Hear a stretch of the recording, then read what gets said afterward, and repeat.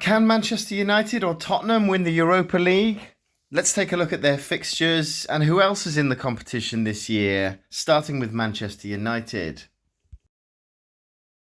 Other than Fenerbahce and Porto away, they have an extremely favourable draw, although the Manchester United of late are capable of throwing away even the simplest of fixtures. Dutch side FC Twente are the first team to visit Old Trafford, followed by Jose Mourinho's Fenerbahce and Porto away. I could see United losing both of their first two away trips on current form, but let's see if Erik ten Hag can sort out their defensive frailties before then. I think they'll beat Twente even with their current form. Greek side PAOK and Norwegians Bodo Glimt at home are the next two fixtures. Again, you'd have to expect United to beat both of those sides. PAOK could be tricky on their day, and Bodo Glimt did stun Roma with a 6-1 win as recently as a few years ago. So while United should win both, they aren't going to be pushovers. They travel to the Czech Republic to face Victoria Pilsen on matchday 6, then host Rangers in their last home game on matchday 7, before finishing their campaign away to Steaua Bucharest, who used to be a major force in Europe, but now not so much.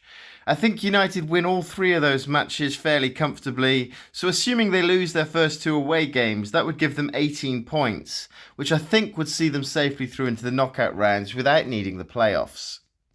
Before I give my final verdict on United, let's take a look at Tottenham's league phase matches. It's tricky, but in terms of difficulty, it looks very similar to United's path. They start at home to Karabag, who gave Leverkusen a bit of trouble last year, but otherwise they're a bit of an unknown. Spurs should beat them comfortably, but they can't afford to take them lightly. Ferencvaros away and AZ Alkmaar at home should be seen off with relative ease, but it starts to get challenging in matchday 4 with a trip to Istanbul to face Galatasaray. They've just signed Chelsea target Victor Osimhen on loan from Napoli, and I think they're going to be one of the strongest sides in this year's competition. They also beat Manchester United in the Champions League last season. Spurs could face some real trouble here, and I can see them losing. But 3 wins out of the first 4 games isn't bad. How will they follow this up? That tricky tie in Istanbul is followed up by a potentially even trickier game against Roma, but at least it's at home. They might drop points again here, so I'll say that one finishes a draw. Rangers away on matchday 6 shouldn't be too difficult. No disrespect to Rangers here, but the golfing class between the Premier League and SPL at the moment is vast. Spurs will win there. On matchday 7, it's away to Hoffenheim, and that one isn't easy at all. Again, Spurs should win, but I could see that one being another draw. Then Elfsborg on the final day should be a breeze. So for Tottenham, 5 wins, 2 draws and a loss would give them 17 points and put them 1 behind United, which may or may not be enough to take them through to the last 16. I think United will scrape through with 18, so Spurs might need a playoff. 18 points might be nowhere near the top 8, and we haven't seen this format yet, so it's hard to tell, but I think United will go through automatically just, while Spurs will drop into a playoff to reach the last 16, but they'll both be there. So can either of them win it? Well, yeah, both of them are capable of doing so, but the question is, will they?